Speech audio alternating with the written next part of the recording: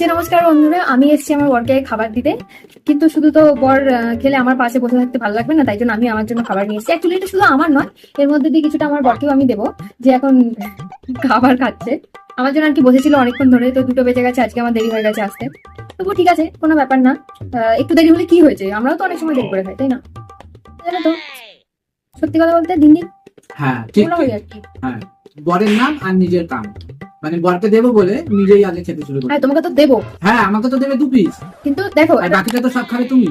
দেখো আবার বলবে মোটা হয়ে যাচ্ছি আমি, মানে দেখো খাবো আমি, মানে আমি না, তুমি খাবে, আবার লোককে বলবে মোটা হয়ে যাচ্ছে। তাহলে খাওয়া কমাও, তাহলে তো রোগা হবে। দেখো একটা জিনিস বোঝা যায়, আমি এটা কেন খেলাম, কেননা আমাকে দেখতে হবে তো যেটা মিষ্টি কিনা। মানে যদি টক হয় তখন তো তুমি আমাকে বলবে হ্যাঁ তেমন একটা এনে দিয়েছো, ভালো না খেতে, মুখটাই নষ্ট হয়ে গেল। ওই জন্য আমি আগে নিজে খাচ্ছি, তারপরে আমি। আচ্ছা, তাহলে কোনোদিন যদি এমন হয় বিষ আসে, তাহলে খেয়ে সেটা টেস্ট করে দেবে তো, যে বিষটা কেমন খেতে।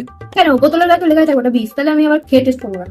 না না, ধরো আমার জন্য বিষ কোনোভাবে এসছে, বা বিষাক্ত কিছু এসছে খাবারের সঙ্গে, তুমি খেয়ে খেয়ে টেস্ট করে দেবে তো? আমি জানি কিন্তু বিষাক্ত ওটা। কেন বডিতে লেখা থাকবে তো বোতলটার যে এটা টক্সিক বলে, বিষ বলে লেখা থাকবে তো? আমি খাবো ও, না। মানে ভালোর ভাগই আমি, খারাপের ভাগই নাই। যেমন একটা আনারস, কেউ জানে যে এটা টকও হতে পারে মিষ্টিও হতে পারে, তাই না? তো আমি ওই জন্য খেয়ে দেখি, যেহেতু মানুষ কনফিউজ থাকতে পারে টক না মিষ্টি, তাই। কিন্তু বিষ যদি বোতলে করে আনা হয় তাহলে তো গায়ে লেখাই থাকবে সেটা বিষ, তাই না? তোমার মতো বউ যেন ঘরে ঘরে থাকে। হ্যাঁ অবশ্যই, ধন্যবাদ ধন্যবাদ। কিন্তু জানো তো আমি না মোটা হয়ে যাচ্ছি। একটু আস্তে খাও। আচ্ছা, সবাই বলে যে তুমি যেরকম ভাববে সেরকম তুমি হবে। মানে ঘুম দিয়ে উঠে যদি সকালবেলা বলা হয় আমি খুব ভালো আছি, আমি খুব সুস্থ আছি, আমি ভালো মানুষ, তাহলে নাকি ভালো মানুষ হয়। কিন্তু আমি যে রোজ ঘুম থেকে উঠে বলি আমি হেবি রোগা, আমি হেবি সুন্দর, কিন্তু রোগা হচ্ছি না তো। আর সুন্দর হচ্ছে না, না। তাহলে এটা ঘাটিয়া একটা কথা, মানে লজিকটাই ঘাটিয়া। হ্যাঁ, এটা প্রমাণিত যে এটার কোনো মানে নেই।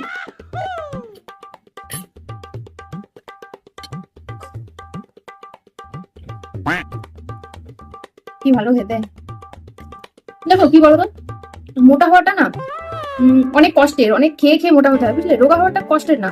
রোগা কি, তুমি না খেয়ে থাকবে রোগা হয়ে যাবে, কিন্তু খেয়ে কষ্ট করে মোটা হতে হয়। হ্যাঁ, তাহলে তুমিও না খেয়ে থাকো, ইজি তো, রোগা হয়ে যাবে।